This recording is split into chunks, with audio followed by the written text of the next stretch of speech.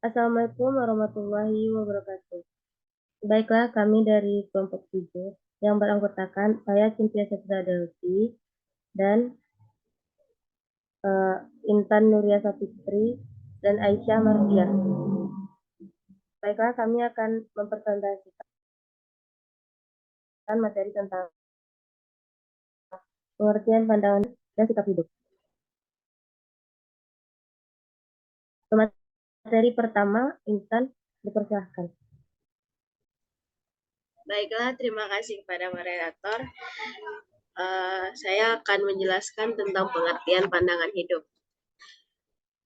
Pandangan hidup adalah pendapat atau pertimbangan yang dijadikan pegangan, pedoman, arahan, petunjuk hidup di dunia. Pendapat atau pertimbangan itu hasil pemikiran manusia berdasarkan pengalaman, sejarah menurut waktu dan tempat hidupnya. Biasanya, pedoman hidup ini akan disangkut pautkan dengan yang dinamakan disebut dengan sesuatu dan kekuatan, yaitu agama dan Tuhan. Baik Tuhan maupun agama itu ternyata merupakan kebutuhan manusia yang membutuhkan Tuhan, karena manusia menyadari bahwa hanya Tuhan yang mampu mendatangkan maupun menghilangkan segala bentuk ancaman bagi dirinya. Manusia memerlukan agama hanya karena agamalah yang memberikan petunjuk mana yang baik dan mana yang buruk. Jelas antara agama dengan Tuhan tidak dapat dipisahkan, karena keduanya adalah satu. Dengan demikian, bahwa pandangan hidup merupakan masalah yang asasi bagi manusia. Sayangnya, manusia memahami dan menyadarinya, sehingga banyak orang yang memeluk suatu agama semata-mata atau dasar keturunannya. Akibatnya, banyak orang yang beragama hanya pada lahirnya saja dan tidak sampai pada batinnya, atau sering dikenal dengan agama KTP.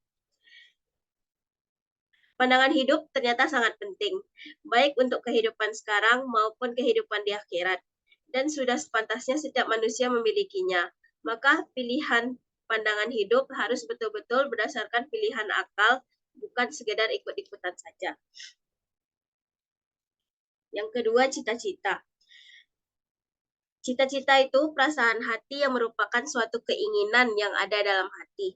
Cita-cita seringkali diartikan sebagai angan-angan, keinginan, kemauan, niat, dan harapan. Cita-cita itu penting bagi manusia, karena adanya cita-cita menandakan kedinamikan manusia. Dan contoh cita-cita ini yang berdasarkan kategorinya sangatlah banyak contohnya. Seperti cita-cita yang sebagai angan-angan. Cita yang berarti angan-angan ini seperti contohnya seperti aku ingin menjadi guru. Tapi saat besar nanti dia belum tentu apakah dia tetap masih ingin menjadi guru atau tidak. Yang kedua, berdasarkan yang berarti harapan. Misalnya, seseorang mendapat nilai C, padahal dia mengharapkan nilai A, maka itu juga disebut dengan cita-cita. Yang ketiga, cita-cita yang berarti keinginan. Si A misalnya pengen sekolah di SMA terbaik, dan ternyata dia tidak lulus dan dia masuk ke SMA yang tidak diinginkannya. Maka itu juga disebut cita-cita yang berarti keinginan. Cita-cita yang berarti tujuan, saat dia ingin masuk ke sekolah favoritnya sama seperti sebelumnya dan dia tidak mendapatkannya. Mungkin sekian dari saya, contoh-contoh dari itu saya kembalikan kepada moderator.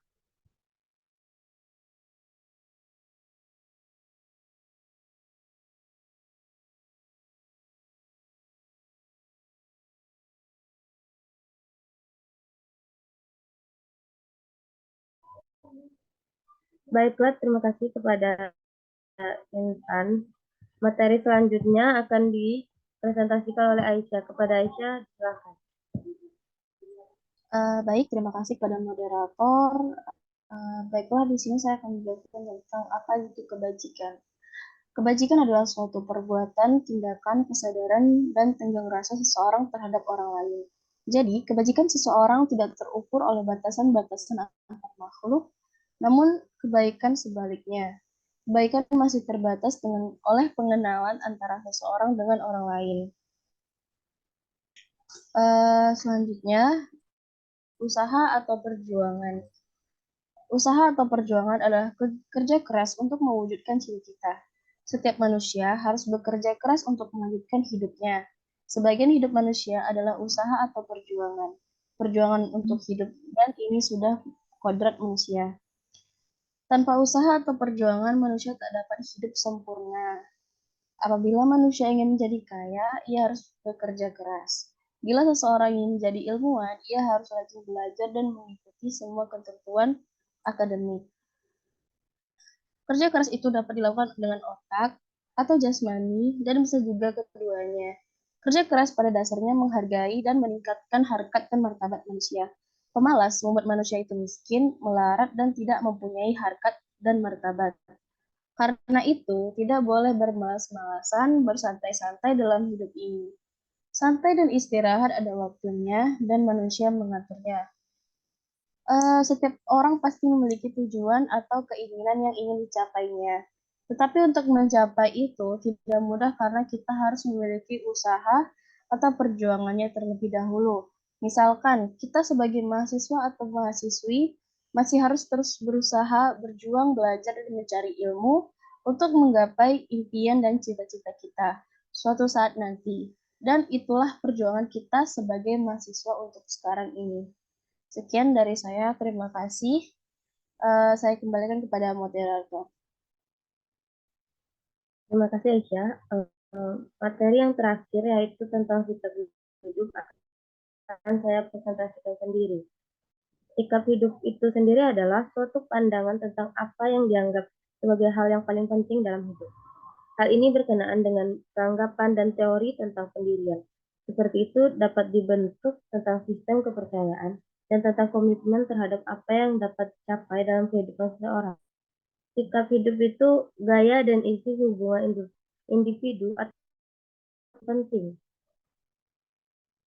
Perspektif kehidupan seseorang tentang realitas adalah terintegrasi secara keseluruhan dan menentukan bagaimana menetapkan penilaian, sehingga menjadi konsep yang serupa atau setara dengan pandangan dunia. Seperti istilah pandangan dunia, itu adalah istilah pandangan hidup, adalah bersama yang mencakup perspektif agama. Misalnya, sikap hidup Buddha atau pandangan hidup Kristen, atau sikap hidup pagan dan alternatif spiritual atau filosofi non-religius. Misalnya, pandangan hidup humanis atau sikap hidup personis, atau pandangan hidup ekologi tanpa diskriminasi apapun. Sekian materi dari saya. Dengan berakhirnya materi saya tersebut, berakhir pula presentasi pada kelompok 7. Terima kasih atas perhatiannya dan mohon maaf atas kesalahan. Saya akhiri dengan wabillahi taufiq wal hidayah. Wassalamualaikum warahmatullahi wabarakatuh.